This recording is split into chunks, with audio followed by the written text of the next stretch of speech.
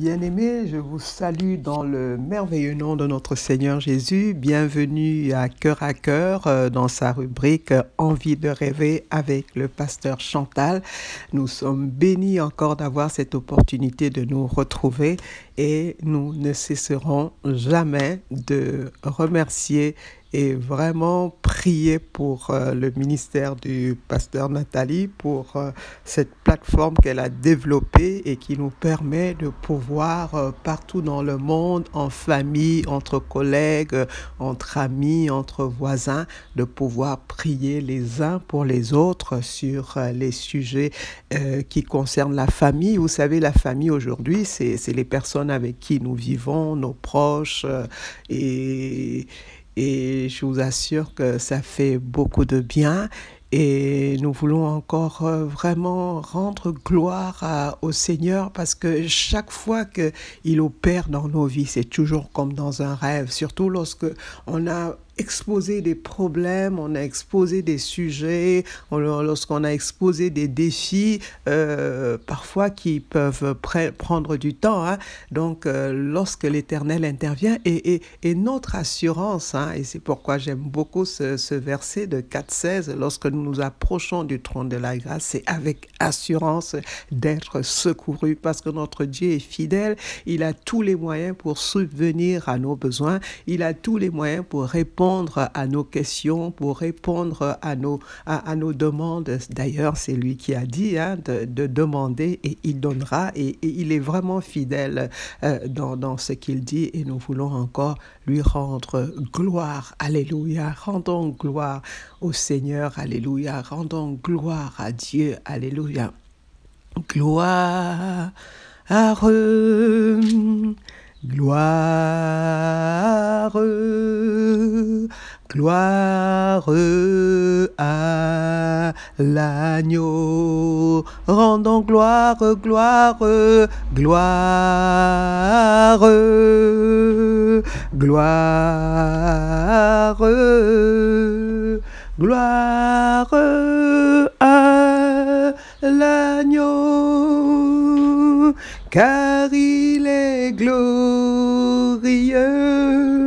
et digne de régner. L'agneau est souverain.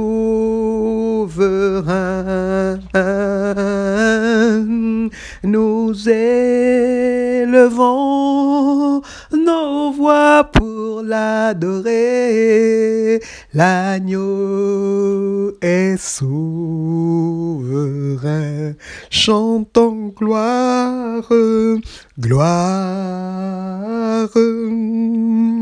gloire, gloire à l'agneau. Oui, chantons gloire, gloire, gloire, gloire,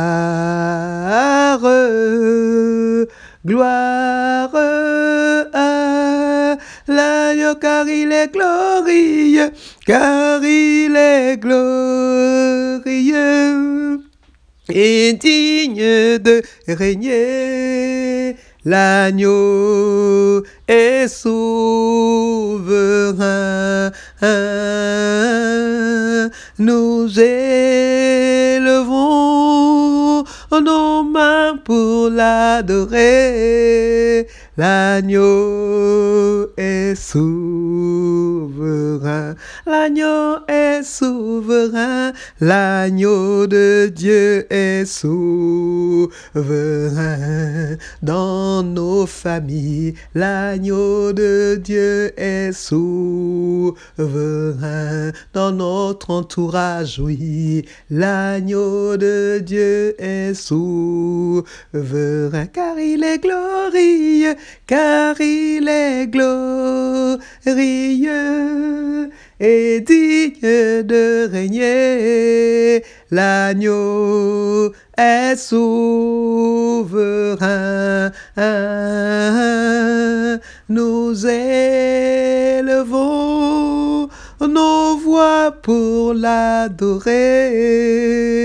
L'agneau est souverain.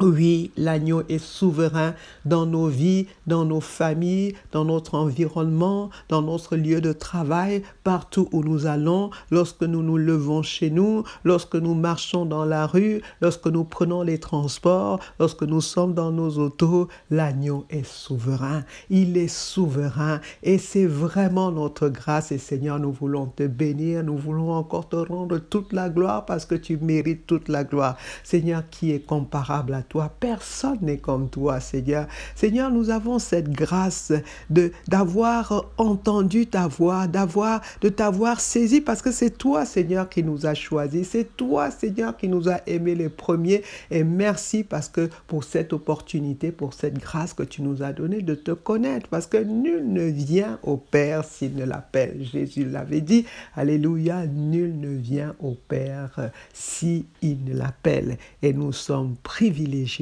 d'être appelés, d'être choisis de Dieu. Quelle grâce! Alléluia! Nous sommes enfants de Dieu. Quelle grâce! Amen. Donc, aujourd'hui, nous allons prier pour les mamans. Nous allons prier pour les mamans. Généralement, c'est souvent la fête des mères, souvent la fête des femmes qu'on prie spécialement pour les mamans. Mais là, nous devons prier beaucoup pour les mamans. Et avant justement de prier, je vais vous raconter encore cette histoire de quelqu'un qui a de sérieux problèmes avec son enfant, avec sa fille notamment, à telle enseigne qu'elle a tellement dit des paroles négatives sur sa fille. Elle appelle cancer, tu es le cancer de ma vie. Elle appelle mort, pourquoi tu ne meurs pas, bien-aimé? Pourquoi ce sujet aujourd'hui? Parce que nous devons faire très, très attention aux paroles qui sortent de nos bouches. C'est tellement important. Vous savez, lorsque nous allons dans la parole de Dieu, il y a des paroles justement qui nous interpellent fortement par rapport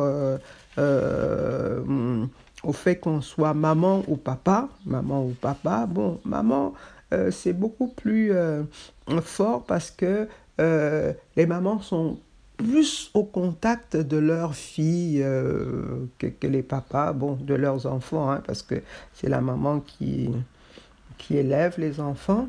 Donc, généralement, il y a tant de griefs par rapport à l'éducation.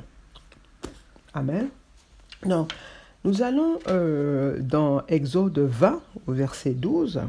Alors la parole de Dieu dit, « Honore ton père et ta mère afin que tes jours se prolongent dans le pays que l'Éternel, ton Dieu, te donne. » Amen.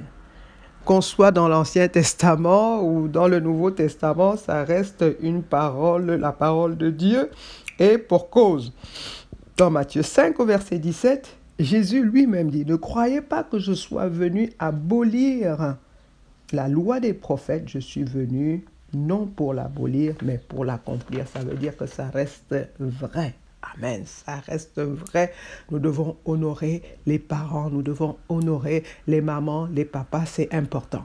Alors, si nous prenons dans l'autre sens, ça veut dire que si la maman, puisque lorsque nous honorons nos parents, nous sommes bénis, nous pouvons vivre heureux, nous pouvons vivre, bien-aimés, avec nos jours prolongés là où Dieu nous a bénis. Amen. Là où Dieu nous a installés. Ça veut dire quoi?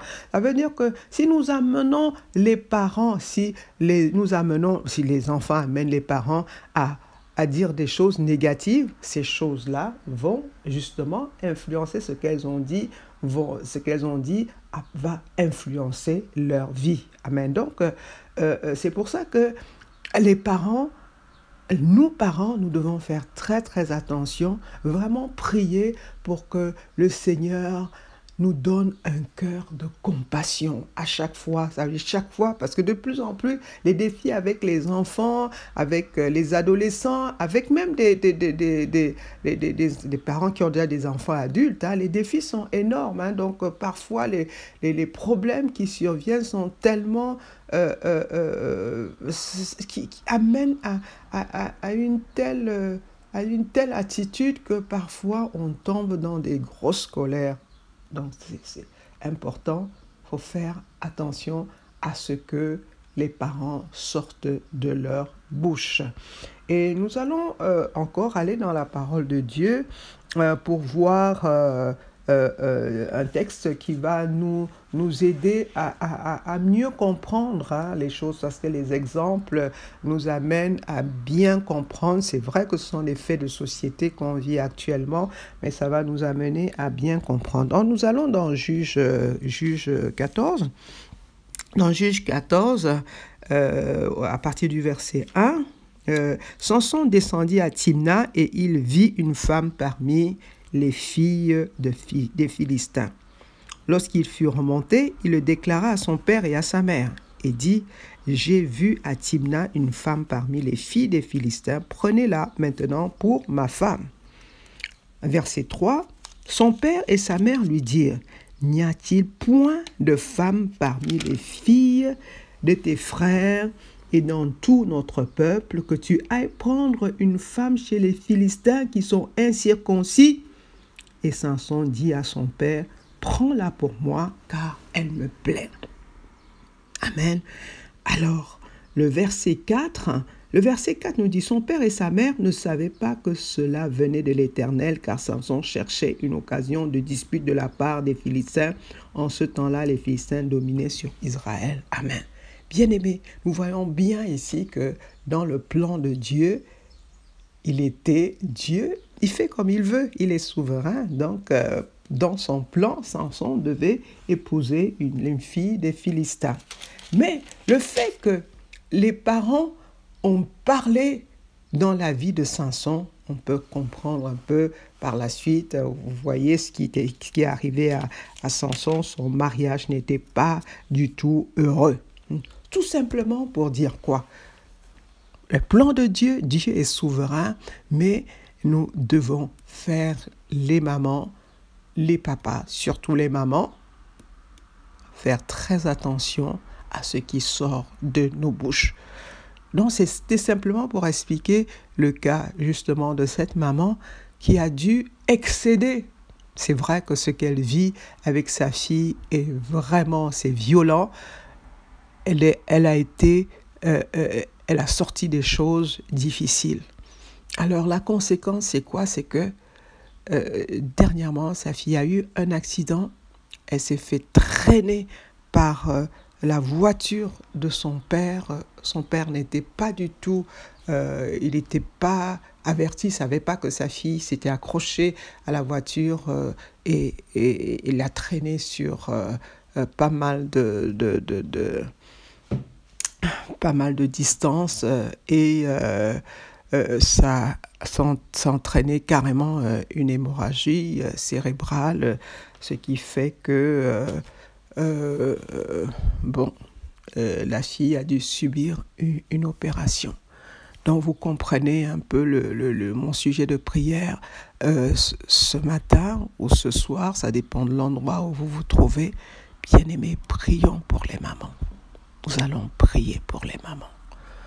Seigneur, nous venons dans cette plateforme demander encore ta grâce pour toutes celles-là et pour tous ceux-là, Seigneur, à qui tu as fait grâce de devenir parents. Seigneur, aujourd'hui, les défis sont énormes pour les parents. L'éducation que les parents ont donnée aux enfants, très souvent, ne suivent pas. Mais Seigneur, nous avons besoin de ta grâce pour que nos enfants, pour que les enfants viennent à toi. Parce que Seigneur, tu as un grand projet pour les enfants. Dans Joël, Seigneur, tu as dit que dans les derniers jours, les jeunes gens devaient prophétiser. Donc, Seigneur, le plan que tu avais pour le plan que tu as, parce que tu ne changes pas pour les jeunes, c'est un plan de merveille, un plan de bénédiction, un plan de grandeur, un plan de visionnaire, Seigneur, parce que les personnes à qui tu révèles les visions, Seigneur, tu révèles les choses sont des personnes, Seigneur, qui ont un don particulier, le don de la prophétie. Seigneur, nous prions afin que, ô Dieu de gloire, que tu agisses dans les cœurs des mamans, dans les cœurs des parents. Seigneur, un cœur de compassion. Saint-Esprit de Dieu, prends le contrôle de l'éducation des enfants, prends le contrôle de tout ce que les parents doivent faire. Esprit de Dieu, tu es l'aide en ce moment. Plus que jamais, nous, parents, nous avons besoin de toi. Nous avons besoin de toi.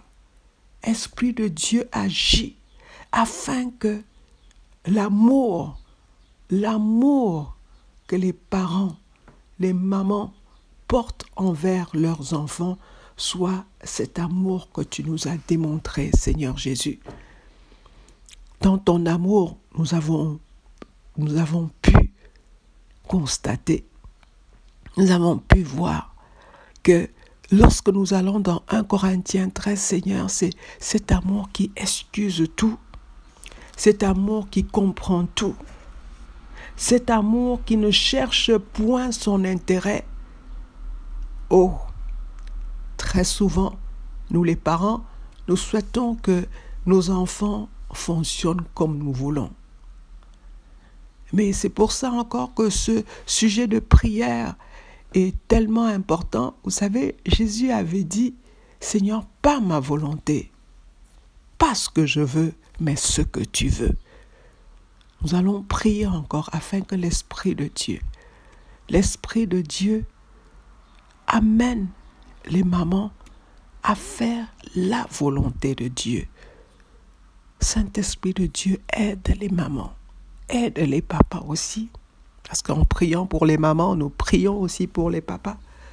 Afin, Seigneur, que nous regardons à toi. Nous regardons à toi, Seigneur, toi qui es le consommateur, toi qui es, Seigneur, le rétributeur de notre foi. Tu es tout, Seigneur. Tu es le consommateur de notre foi. Tu es celui, Seigneur, qui nous rétribue à cause de notre foi. Seigneur, donne-nous de regarder à toi. Surtout en ce qui concerne tous ces enfants, toutes ces familles que tu nous as données. Seigneur, donne-nous la compassion. Donne-nous d'aimer comme toi. Donne-nous de savoir partager comme toi. Surtout, Esprit de Dieu, donne-nous de savoir tenir nos langues et de pouvoir même tenir nos cœurs.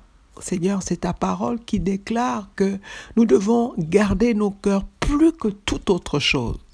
Oui, Seigneur, en ce jour, par ta puissance, par la puissance du Saint-Esprit, agis dans les cœurs. Enlève toute forme d'amertume, enlève toute forme de colère chez les parents. Seigneur, devant tout ce qui se passe actuellement, devant tous les grands défis de cette ère moderne, ô Saint-Esprit de Dieu, viens au secours des parents. Viens, Saint-Esprit de Dieu, montre-leur le chemin. Amène-les à avoir le cœur comme toi. Seigneur, tu as tant aimé le monde que tu es venu afin que ceux qui croient en toi, afin que ceux qui t'acceptent ne périssent point. Mais Seigneur, tu es venu pour l'humanité entière. Tu ne fais exception de personne. Mais tu veux, Seigneur, que nous venons à toi. Parce qu'avec toi, Seigneur, c'est la liberté. Tu veux, Seigneur, tu nous donnes le libre choix de venir à toi.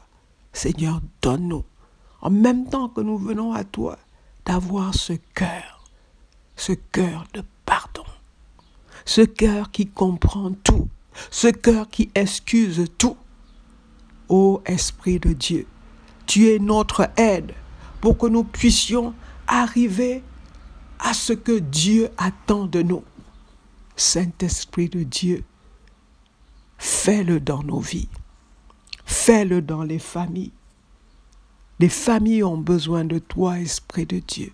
Les hommes ont besoin de toi, les femmes ont besoin de toi, même les jeunes ont besoin de toi, Saint-Esprit de Dieu. Malgré les tristesses que nous pouvons t'apporter, Esprit de Dieu, nous nous repentons encore et nous venons à toi. Nous avons besoin de toi. Nous avons besoin de toi, Saint-Esprit de Dieu.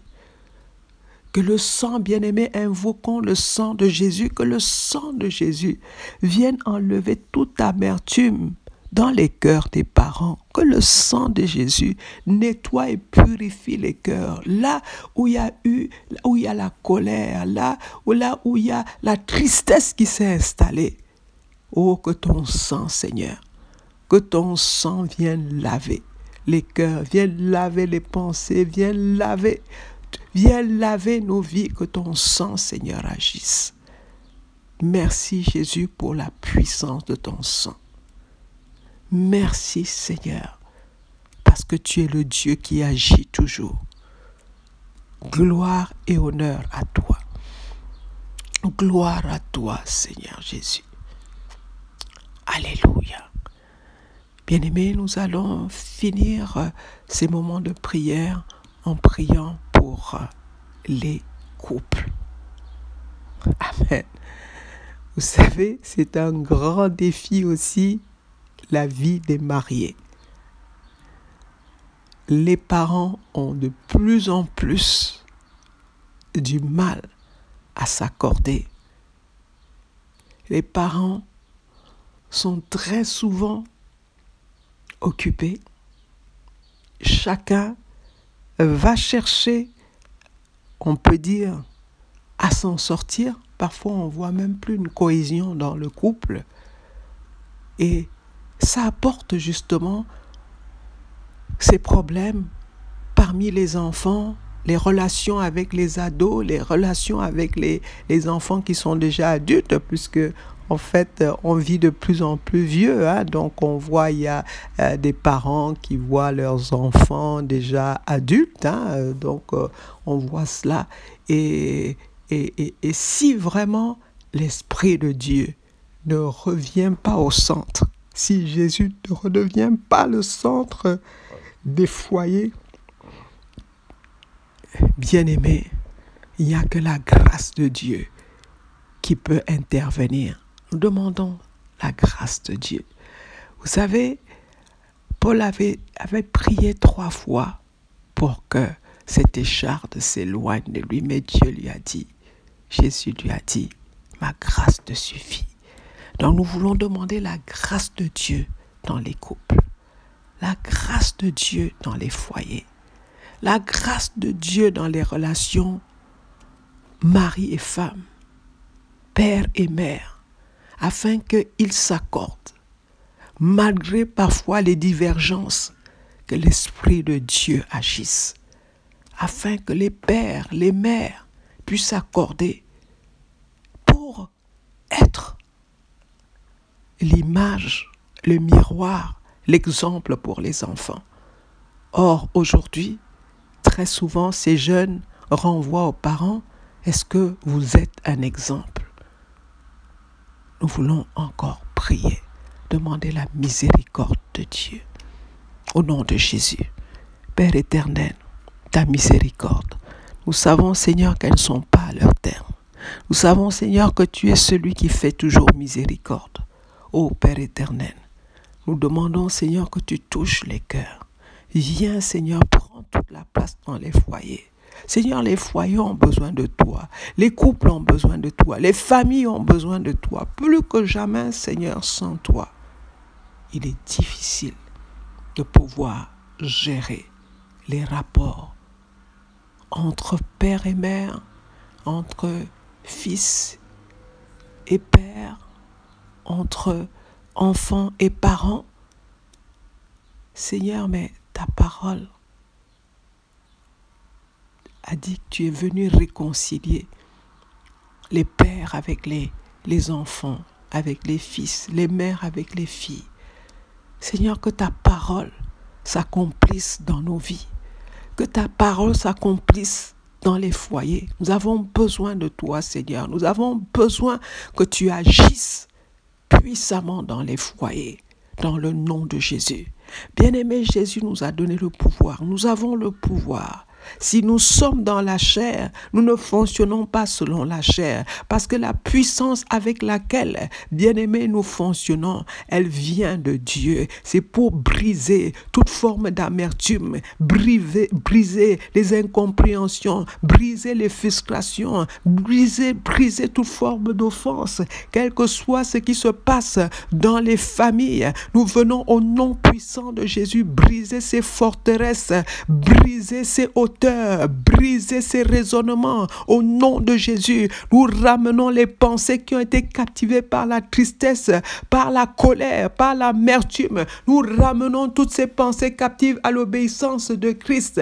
Merci Seigneur parce que tu agis. Merci pour ton sang Seigneur qui agit dans les familles. Merci pour ton sang Seigneur qui restaure les familles. Merci pour la restauration. Saint-Esprit de Dieu, restaure les relations, mère et fille, père et fils, enfants et parents, au nom puissant de Jésus. Seigneur, règne dans les familles. Seigneur, manifeste ta gloire. Que les anges maintenant opèrent dans les familles et les arrachent de tout danger, dans le puissant nom de Jésus. Seigneur, nous te bénissons parce que tu as fait de nous des plus que vainqueurs. Merci Seigneur parce que la famille doit régner. C'est ton plan, ô Seigneur. Tu as versé ton sang. Tu as payé le prix pour que les familles règnent. Nous déclarons que les familles règnent. L'entente règne. L'amour dans les familles. La compréhension dans la famille. La complicité dans la famille. Dans le puissant nom de Jésus. Afin que Seigneur, que toute la gloire te revienne.